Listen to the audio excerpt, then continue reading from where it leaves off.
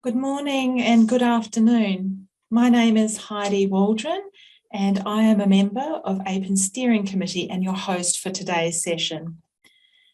As we begin, I would like to say that AIPPEN and ANZAPPE acknowledge and pay respect to the traditional owners, custodians and knowledge holders of the lands and waters across Australia on which our members live and work, and to their elders past, present and future.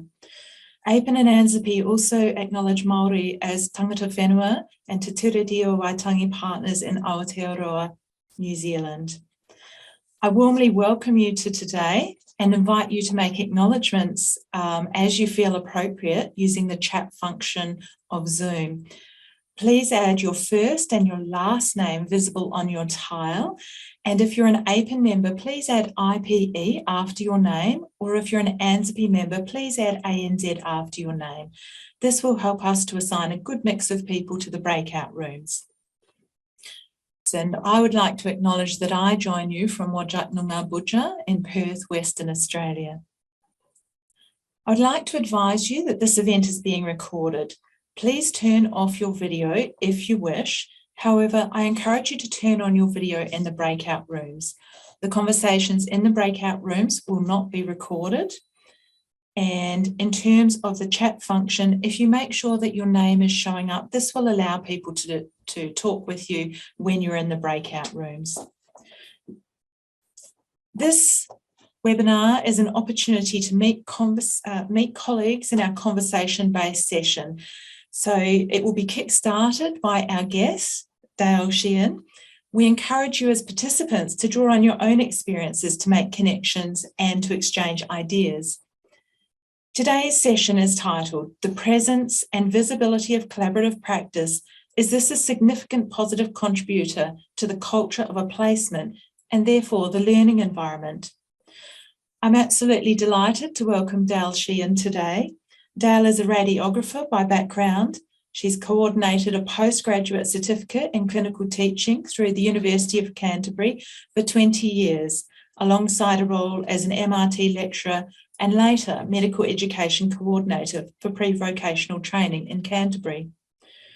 Dale's early engagement with IPE came out of that pre-vocational space with the early establishment of an interprofessional supervisor group at Christchurch Hospital. Her first major project was introducing a healthcare team challenge for new graduates in the workplace and sending a team to Brisbane. More recently, Dale has been involved in a prescribing practice project with Medicine and Pharmacy Collaborative Practice. This has been a 7-year project. Now Dale is semi-retired and doing research with University of Otago in Christchurch. She has been an ANZAPPE member for a long time, part of the management committee, conference committees. She feels very privileged to be a lifelong member, and this honorary appointment was made in recognition of her extensive contribution over many years. Dale also notes that she's made many friends over this period of time through this work. Today, we expect you'll leave with one new idea to explore and also the opportunity to widen your network of colleagues who share the interest that you do of interprofessional education. I'll pass it over to you, Dale. Thank you.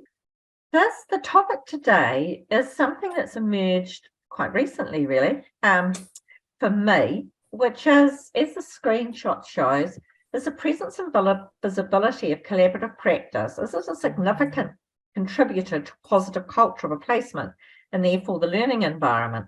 So there's a few of us recently who have been really interested in how does culture, and I'm talking culture with a small c, not Indigenous culture, but the culture that exists in an organisation, and how does that impact on learning environment? Because it's not something we can control or have the power to control most of the time.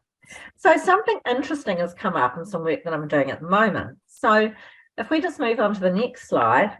So I've been conducting interviews with both undergraduates and new graduate doctors as a part of a project with Tim Wilkinson and John Thwaites, who's a PGY1 coordinator, medical director of the PGY1 program, to uncover how things are done here. That's a a common definition of culture. Well, how are things done here? And those of us who have clinical background and have moved around a bit will really notice that different things get done in different places.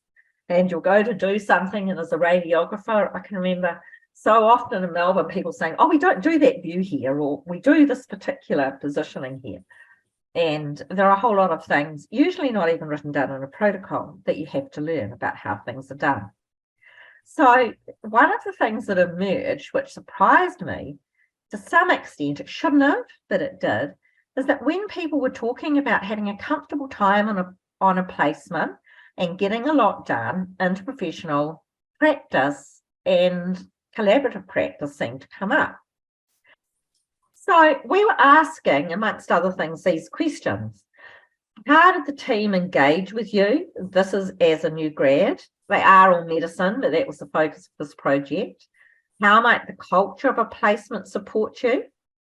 How does the team make time or opportunities for everyone to learn? And do teams supervise or observe each other? The fourth one was interesting because that was something that very rarely happened. And in the next slide, I've just got a few of the comments. So when there seemed to be a lot of engagement and learning, there were also responses that talked about very regular meetings with the allied health team, and if they were just down the corridor. So I've discovered this in some earlier work too, place, rhythm and artifact, I think we called it, about when did interprofessional exchanges occur. This is on a work placement. The closer people were together, the easier it was. So on one of the wards, the allied health were just down the corridor, so you could just pop down. And that was so much easier for people, I think emotionally as well as physically. And this was an interesting one too. I thought this was lovely because somebody said and it was very much an elder care rehab ward, that, well, for them as doctors, rehab was driven by the physios, OTs and social workers, and we just got involved when there was an unwell patient, which is lovely. And another placement talked about trialing a pit stop. So there tended to be a lot of engagement when those things were happening. So there was less engagement, and I won't read them all through because they're the sort of more negative things. But another one that was interested in just physical space is it's really hard to track the rest of your multidisciplinary team physically if they work across wards. So in the hospital that I was investigating, everybody, or the multidisciplinary team are spread across a lot of places. So everybody isn't together. And that was just a really significant barrier to collaborating. And wards, there were a number of places, and this is really sad, the top one, the nurse comes along to the rounds, but they just sit there and write notes and nod now and again. So that means in a 3 months placement, somebody's perception was the nurse didn't get a chance or didn't feel they could come forward to add anything. So that's quite sad in a way. So this it got me thinking more about something that's been going around in my head for a while and leads us to our question today, which is on the next slide, which is, if peer interprofessional collaboration can provide students and first-year practitioners with support and promote learning, how can we promote and harvest this at work? So these are all images. I presented dogs before because I love dogs, and that little black and white one is my little foxy Tama. Tama is the Māori word for boy. And so the analogy here is about workplace learning, definitely, and a multidisciplinary team, and I'm calling it that on purpose because to me, the left slide is a multidisciplinary team. They're around, they're in the same space, they're doing stuff. They are probably, in the analogy, sniffing each other and probably peeing on the same bit of grass and moseying around. And these three dogs are best friends, they're good friends. And in this other image, they're rough and tumbling and rolling around, these dogs, and they're kind of really engaged with each other. I don't know which profession is which. What's funny about the slide is the one on the bottom is an American Pit Bull Cross, and it's exactly the same sort of dog that if Tam was on the lead and he's a young puppy 9 months old, I might cross the road to avoid. But he is just gorgeous. Look at him there. He's got dogs on top of him, and he's probably the dog with the potential to bite both their heads off. So it's just, the analogy for me is people can be in the same space and just walk around, or they can engage and really be together and have teachable moments in a clinical area. So this is the question for the breakout room, whether as clinical supervisors and educators in a workplace, what can we do to bring people together to really engage with the patient and engage with families to capture teachable moments and make that part of the culture where on the ward or the service, people are grabbing each other all the time. Supervisors are not just thinking as a physio, I'll go and see this patient and get them up and moving, but actually thinking, oh, let's take the junior doctor along too, because they have trouble getting them up and out of bed and knowing what to do. I think we're going to move into rooms to discuss this question, just one question, which I think is quite a meaty one, isn't it? And yes. I'm going to join one of the rooms, which will help me with a summary later on as well. Yeah. Wonderful. Thank you, Dale. So in a moment, Kendall, and I'd like to acknowledge Kendall's in the background supporting us from AIPPEN. Kendall has created a number of breakout rooms, and in each room you'll have this opportunity to discuss the question and meet with others that share the interest in interprofessional learning. You'll have one AIPPEN steering committee member or an AIPPEN fellow in the room to ensure that you have a rich discussion. So if you could start by introducing yourself and saying your name so that people can pronounce that correctly, where you work and your interest or experience with IPE before discussing Dale's question. We hope that 20 minutes will be enough time for you to share and get to meet each other. And I also invite you, as well as the question, you may think about an analogy or a metaphor that's similar to the way that Dale has approached this question that captures the essence of it for you. So we welcome you to come back at the end of this discussion time with some points that you can put in the chat. Dale's group will certainly share some of their discussion points. And at the very end, we'll also have the opportunity for Dale to close off and give us sort of a round out of this topic.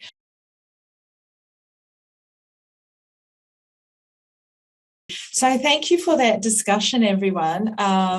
If everyone's now back from their breakout rooms, I will invite you to share in the chat room any of the really relevant insights that jumped out at you from that discussion.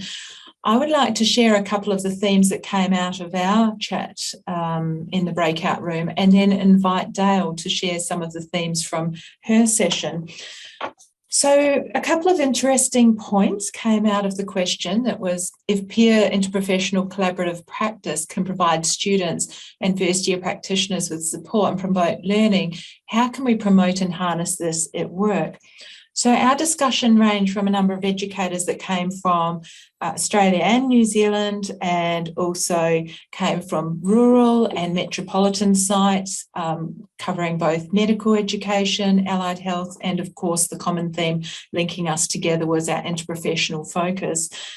One of the themes that came out was that there are a number of places that try and bring the students together with an educational focus. So, for example, shared interprofessional learning, and that this takes a number of different guises, but it can often be about putting all the students in the same room together with variable success. And there can be challenges about this happens in the metropolitan setting versus the rural setting, which led us to explore the question of, can we take a step backwards and think about socialising the students together in a way that they're meeting each other on a more personal level rather than with an educational focus? And there were specific opportunities that seemed to be more readily captured in the rural setting, bringing the students together. For example, taking students on rural immersions where they might have a cultural focus, taking students together on placements where they might have, where they might be specifically going to a rural area from a metropolitan area. There was a very common theme that came out about introducing food to the equation as an enticement for the students to come together and talk with each other on a more personal level, sometimes linked with guest speakers. So traditionally in a medical setting, this might be medical grand rounds, but also when there's bringing the students together in rural settings, often tying it together with an opportunity to have a guest speaker, potentially from a hospital or a health setting, but then also to be sharing food and conversation with each other and learning about the students or other healthcare workers that come to those events. The other really important question that we found that links specifically to this question was this idea of physical proximity, that finding your health workers in the hospital and the really linking to this first picture of the three little doggies across the grass but separate, was the idea of, well, where are the students and which students are which? So it was highlighted that some nursing students might be identifiable by their clothing, or physiotherapy by the clothing that they wear, but sometimes medical students don't wear common scrubs. So how can we know who the students are and how to find them? And one of the potential solutions was that the clinical supervisors of the students are often an under-recognised and underutilised way of bringing the students together with the healthcare workers. And we also discussed the possibility of a physical location where people come together, and the observation that often the nursing desk is where people come for help and they have conversations regardless of which group they belong to, if the allied health or the nursing or the medical, and that if you're paying attention to who's showing up and asking for that support, there can often be a lot of sharing happening in that space. So that was what we discussed in our group in broad brushstrokes. I'd like to pass over to Dale to share what's going on in her group and also to potentially give us a wrap up of some of the themes that were explored.